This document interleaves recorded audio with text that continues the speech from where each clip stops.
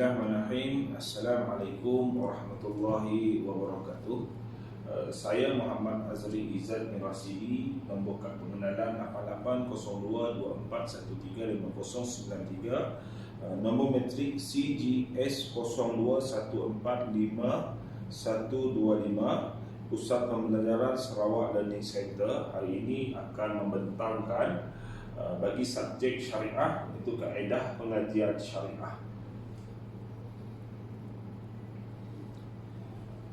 Secara semula jadinya, manusia ini kehidupannya perlu bermasyarakat. Jadi oleh kerana kehidupan perlu bermasyarakat, maka perlu adanya peraturan-peraturan dalam kehidupan. Manusia tidak dapat hidup tanpa peraturan.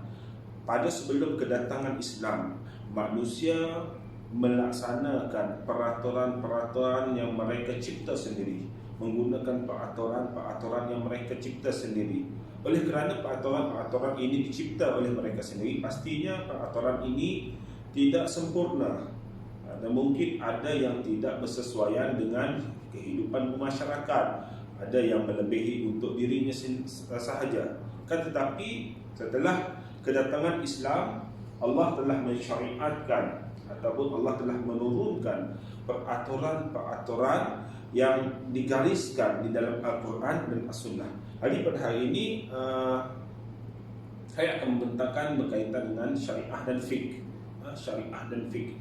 Jadi kita akan bincangkan dahulu tentang definisi syariah. Syariah daripada segi bahasa dapat diartikan sebagai jalan yang lurus, seperti mana firman Allah Ta'ala yang bermaksud, kesudahannya kami jadikan engkau wahai Muhammad dan utuskan engkau menjalankan satu syariat yang cukup lengkap dari hukum agama, maka turutilah syariat itu dan janganlah engkau menurut hawa nafsu orang-orang yang tidak mengetahui perkara yang benar. Maka Allah perintahkan dalam ayat ini supaya menuruti segala syariat yang Allah telah turunkan dan jangan ikut orang-orang yang sesat. Maksudnya orang yang sesat ini ialah orang yang tidak ada ilmu.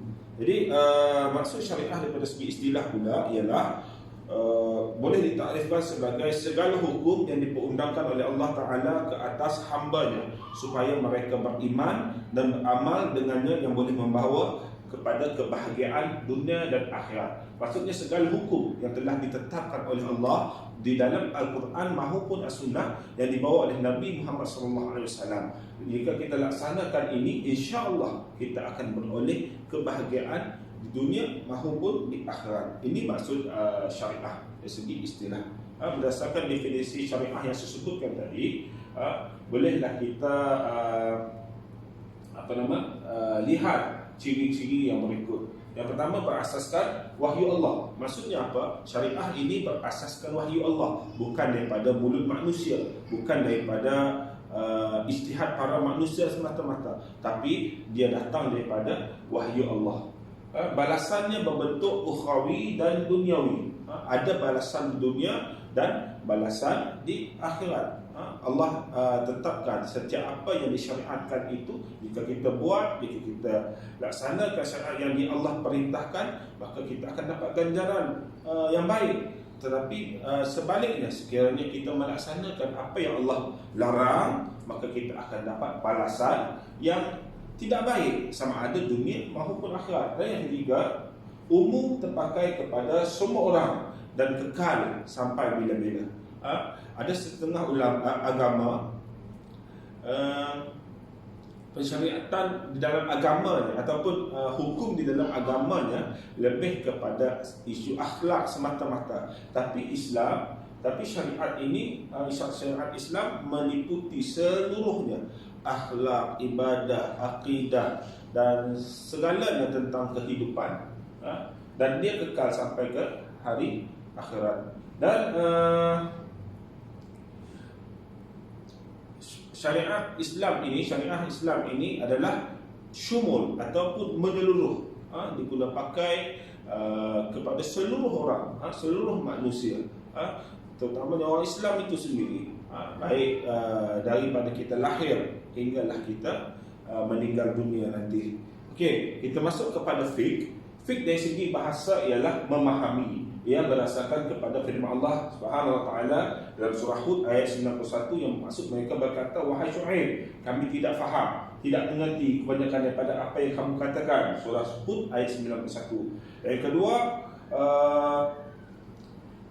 firman Allah juga yang bermaksud, maka apakah engkau yang menyebabkan kaum itu hampir-hampir tidak memahami perkataan dan nasihat pengajaran. Surah An-Nisa ayat 78. Pengertian fiqh mengikut istilah hukum. Pengertian fiqh mengikut istilah hukum syarak mempunyai dua pengertian. Yang pertama, mengetahui ketentuan ataupun ketentuan hukum-hukum syarak yang tertakluk kepada perkataan dan perbuatan orang-orang yang mukallaf, yang didapati hukumnya dari dalil yang terperinci. Contohnya sebagaimana berikut. Mengetahui bahawa berniat di waktu berwuduk itu adalah hukumnya wajib. Dalilnya diambil daripada hadis Rasulullah SAW, iaitu innama a'malu binniyat. Setiap amal itu berdasarkan apa yang kita niatkan. Sama juga dengan satu syarat yang telah disebut di dalam Al-Quran, iaitu membasuh sebahagian kepala ketika berwuduk, menjadi rukun pada berwuduk. Dalam surah apa? Dalam surah basuhlah, sapulah sebahagian kepala.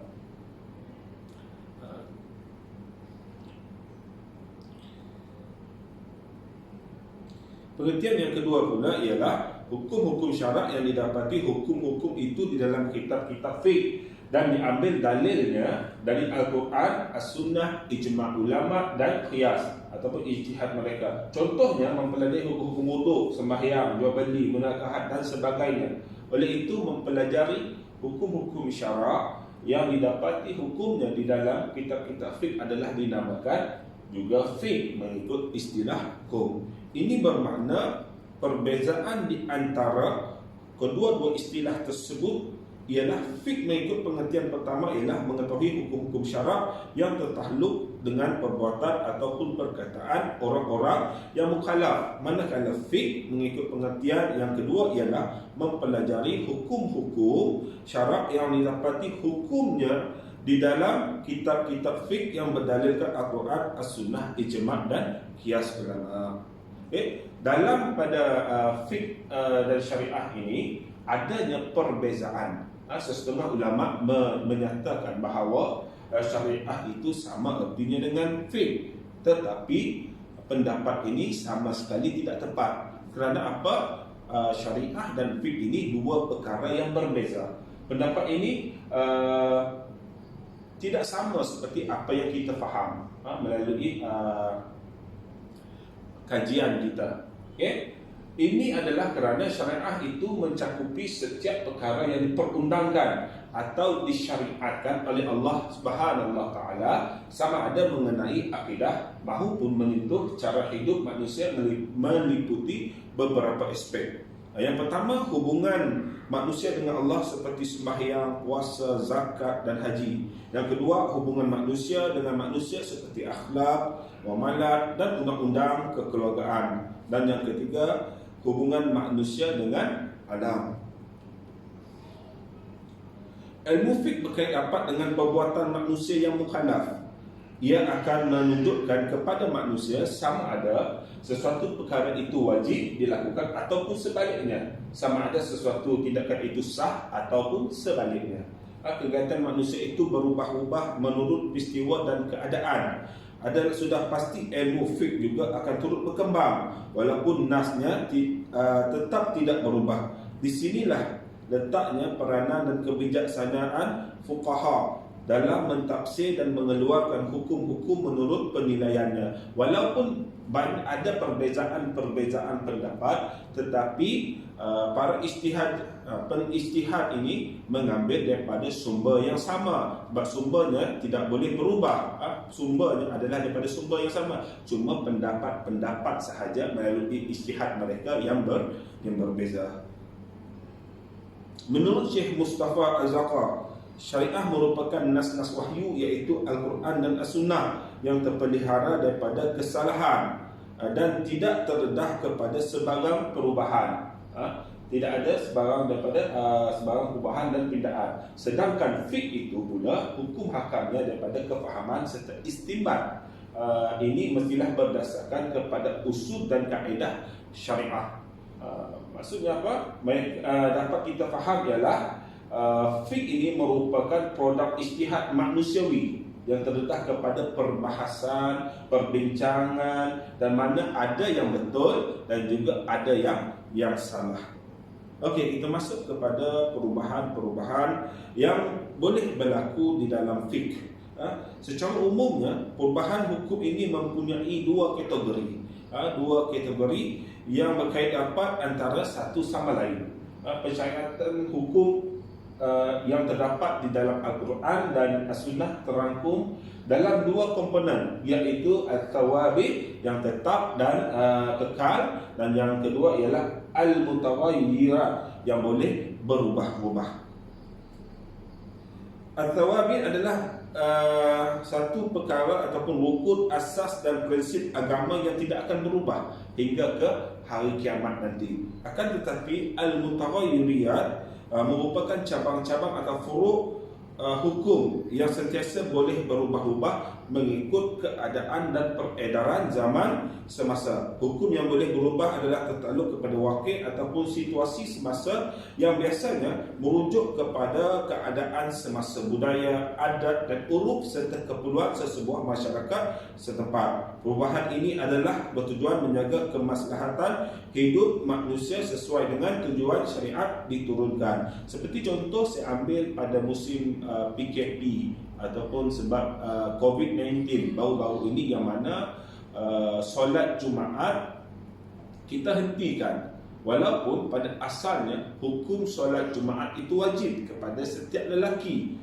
Maksudnya apabila PKP dilaksanakan kerana virus yang mengancam dunia, yang sangat dahsyat, yang boleh mematikan seseorang sekiranya duduk rapat-rapat, maka di sini para ulama berbincang dan menjatuhkan hukum agar masyarakat ataupun lelaki tidak tunaikan solat, tetapi tidak tunaikan solat Jumaat secara berjemaah di masjid, tetapi solat Zuhur di rumah. Solat Zuhur di rumah, maka jatuh hukum boleh solat Zuhur di rumah pada hari Jumaat. Selepas itu melaksanakan selepas PKP itu berhenti ataupun masuk kepada fasa yang lain, hukum berubah apabila boleh solat Jumaat dalam keadaan jemaah yang sedikit, dan solat Jumaat dalam keadaan jarak-jarak. Dalam jarak-jarak, tidak ada mula-mula tidak sampai 40 orang. Selepas itu ditambah dan ditambah. Itu perubahan-perubahan pada masa sekarang yang boleh kita lihat. Okey. Konsep perubahan hukum akibat perubahan masa dan tempat banyak disentuh dalam perbincangan ulama berkenaan dengan uruf. Secara ringkasnya, uruf ini ialah bermaksud nilai semasa atau setempat yang kerap dilakukan oleh sesebuah masyarakat ataupun sesetengah golongan, sehingga menyebabkan perkara tersebut perlu diambil kira dalam penentuan hukum syarak. Dengan kata lain, perkataan uruf bukanlah penentu sebenar kepada hukum, tetapi sebaliknya ia berfungsi sebagai satu garis panduan oleh dalam penentuan hukum agar ia benar-benar dapat menjamin kemaslahatan manusia. Jadi dapat saya simpulkan di sini ialah syariah dan fiqh ini dua perkara yang berbeza. Syariah adalah nas wahyu atau lebih luas daripada fiqh. Ini kerana syariah merangkumi segala aspek kehidupan manusia, dari sudut akhlak, akidah dan tentang kehidupan dari kita lahir hingga kepada kematian kita kelak. Fiqh pula adalah ijtihad para fuqaha yang mana boleh berubah-ubah mengikut keadaan semasa. Semasa. Fiqh membahaskan mengenai masalah-masalah yang berkaitan dengan hukum syarak, seperti hukum-hukum berkaitan ibadat, amalan-amalan seorang mukallaf, berkaitan kekeluargaan, jual beli, munakahat, dan hukum-hukum berkaitan dengan akhlak. Maka di sini dapat kita faham bahawa dua perkara ini adalah berbeza. Syariah dan fiqh adalah dua perkara yang tidak sama. Jadi sampai di sini saja pembentangan saya. Yang baik datang daripada Allah, yang kurang datang daripada kelemahan saya manusia biasa. Wallahu alam. Assalamualaikum warahmatullahi wabarakatuh.